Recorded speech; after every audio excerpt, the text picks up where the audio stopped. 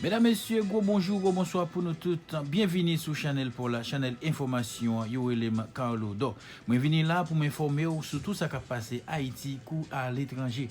Mais content l'autre fois encore des micros ça pour me porter une nouvelle vidéo pour nous pour informer nous quel que soit côté information. Moi pral chercher la mener ba nous.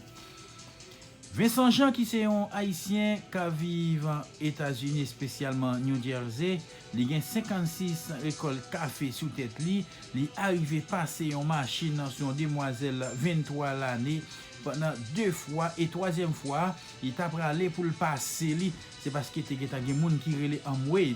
Tout passé la passer machine sous dan après les amway.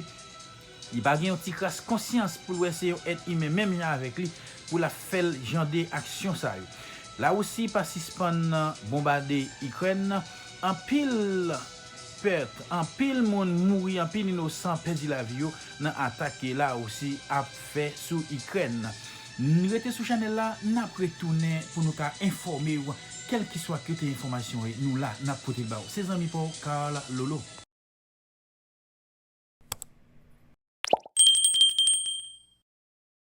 Mesdames, Messieurs, nous retournons encore, nous porter information au baou. Nous comptons avec vous pour nous capables d'informer. À chaque fois, nous derrière micro ça pour nous porter information ça au baou, nous sentons que nous avons déchiré avec la joie. Si vous avez un travail à faire, pas négliger, abonnez avec la chaîne là, partagez, like et puis commentez là où montrer nous nous force pour nous capables keep going pour nous continuer by information à toute la République. Nous comptons ensemble avec une autre fois encore. Bienvenue sur Chanel Paul. Restez sur Chanel là, vous pouvez suivre comment ça tailler, comment chauffeur tape passer machine sur demoiselle 23 l'année. Pas oublier moi dit nous non monsieur, c'est Vincent Jean, il gagne 56 récolte café sur tête li, demoiselle a gagne 23 l'année. Et ensuite restez sur Chanel là pour suivre comment ça tailler en Ukraine avec la Russie. Moi remercie nous en pile, c'était amis par nous. Carl Lolo, je vous aime.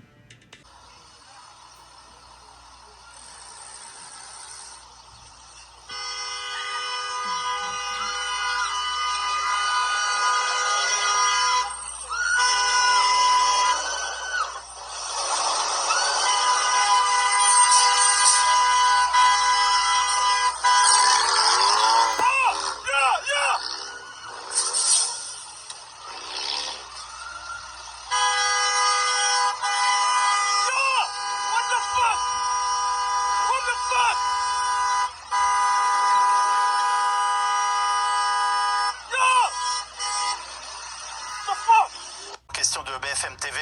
Vous êtes le maire d'Odessa. La menace se rapproche chaque jour davantage de votre ville. Il y a d'abord ces navires russes qui croisent en mer Noire, visibles d'ailleurs depuis les côtes. Est-ce que vous craignez un assaut par la mer? Malheureusement, hier, on a déjà frappé à partir de la mer. Et donc, ils ont déjà tiré sur 3 bâtisses. Ce sont des maisons privées. Les maisons ont été détruites. Un habitant de Odessa a été blessé, mais légèrement. Ce sont des frappes délibérées contre des civils? Vous avez entendu, peut-être, c'est la sirène d'alerte aérienne. Je ne sais pas s'ils le font délibérément, mais ceux qui tirent, ils voient quand même dans leurs appareils où ils tirent. Donc, il est possible qu'ils tirent quand même exprès là où il y a des habitations, car là où ils ont tiré hier, il n'y a que des habitations, il n'y a aucun objet militaire. Monsieur le maire, est-ce que vous vous êtes préparé effectivement à un assaut par la mer des troupes russes?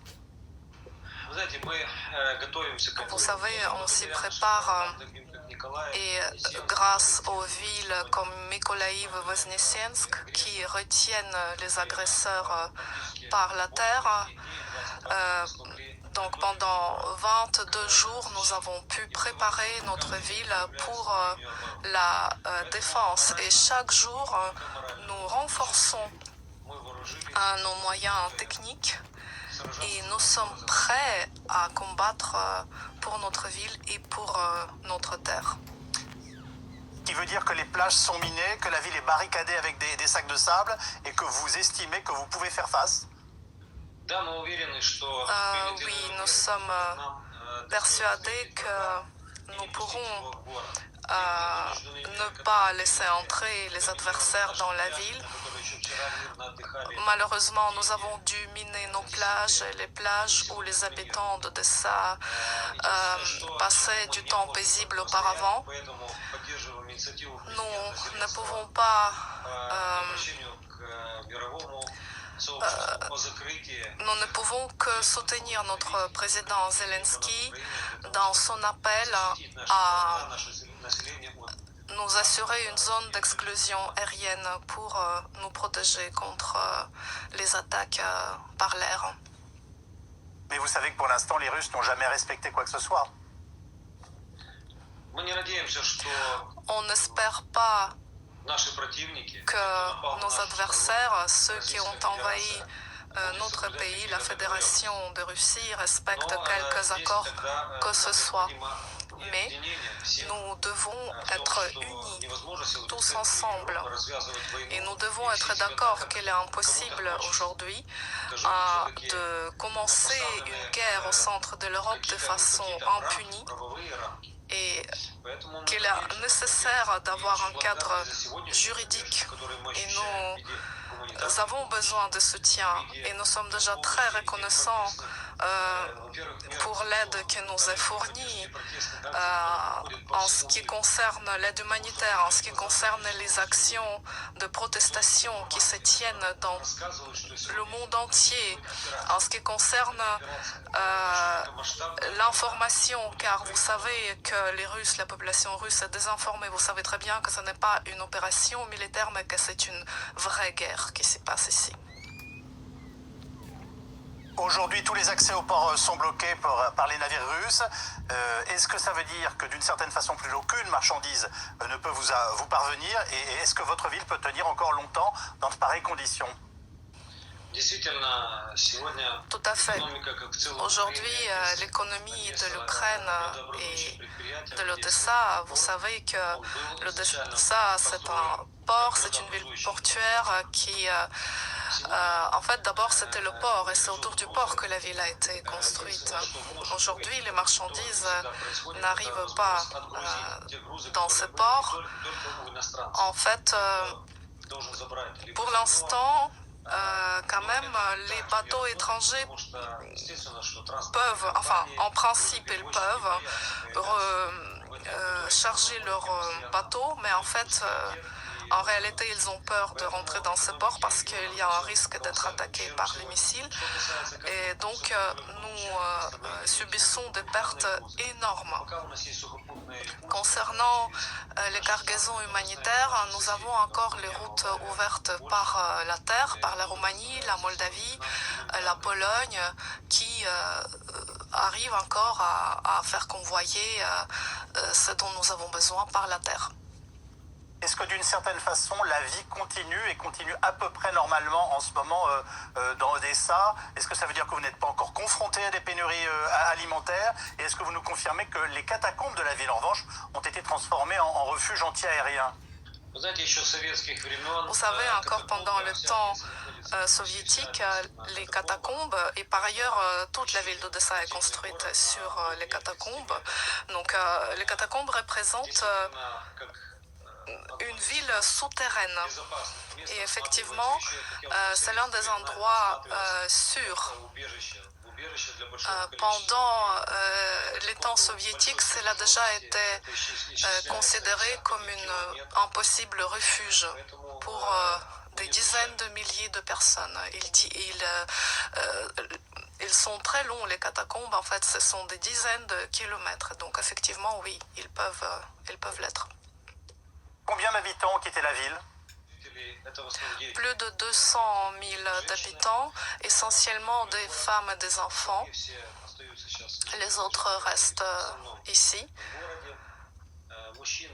Dans la ville, les hommes ne partent pas et ils font tous partie de la défense territoriale.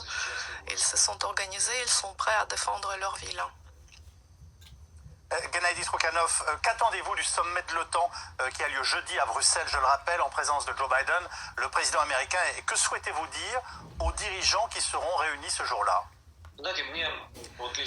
Vous savez, moi, personnellement, en tant que maire de cette ville, je voudrais que le bloc euro-atlantique soit vraiment efficace. Vous voyez ce qui s'est passé en Ukraine aujourd'hui et pour nous, c'est très difficile de nous défendre au jour d'aujourd'hui. 3 États membres de l'OTAN font partie des États qui ont les frontières au niveau de la mer Noire. Et en même temps, nous voyons les bateaux de la Fédération de Russie dans la mer Noire. Et je comprends que ça ne devrait pas se passer de cette façon-là. Donc, il faut qu'on prenne une décision, peut-être même leur poser un ultimatum pour que les missiles russes arrêtent d'être tirés à partir de la mer Noire. Mais combien de temps ils peuvent continuer à brandir la menace de l'arme nucléaire? Que dites-vous ce soir, Vladimir Poutine? On sait que vous êtes russophile.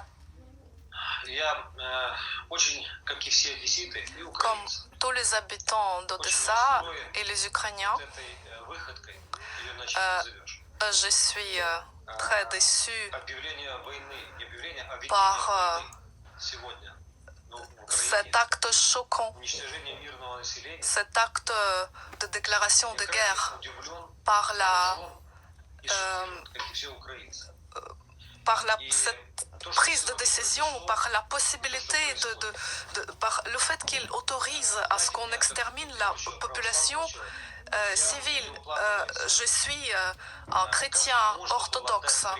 Je n'arrive pas à concevoir comment est-ce qu'on a pu donner l'ordre et comment est-ce qu'on peut continuer à donner l'ordre de tirer sur des gens civils et dire aux Russes qui sont lavés du cerveau que c'est une opération spéciale parce qu'il va falloir se réveiller et il va falloir regarder dans les yeux aux personnes qui ont perdu leurs proches, qui ont perdu leurs amis, qui ont perdu leurs amis, qui ont perdu leur maison et continuer à raconter que c'était une opération spéciale. C'est du mensonge. C'est une tentative de justifier son agression par de bonnes intentions. Tout cela n'est qu'un mensonge. Et cette opération, comme il l'appelle, n'a pas lieu seulement en Donbass. Les missiles survolent tout le territoire de notre pays. Donc,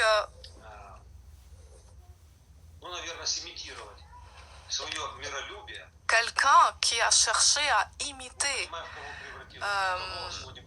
une personne qui aime la paix, cette personne s'est transformée aujourd'hui en véritable agresseur, un agresseur qui tue la population civile. Donc je voudrais que si Poutine a encore ne serait-ce qu'un peu de raison, qu'il donne l'ordre d'arrêter cette guerre fratricide. Je me retiens. J'aurais pu parler en termes beaucoup plus durs et je sais que nous sommes en direct et qu'il faut que je retienne mes émotions. Mais encore une fois, je voudrais en appeler à sa conscience, s'il lui en reste ne serait-ce qu'un petit peu, à sa foi, parce qu'aujourd'hui, les chrétiens tirent sur des chrétiens, les peuples frères tirent sur son peuple frère. Voilà, c'est une petite partie de ce que j'aurais voulu lui dire aujourd'hui.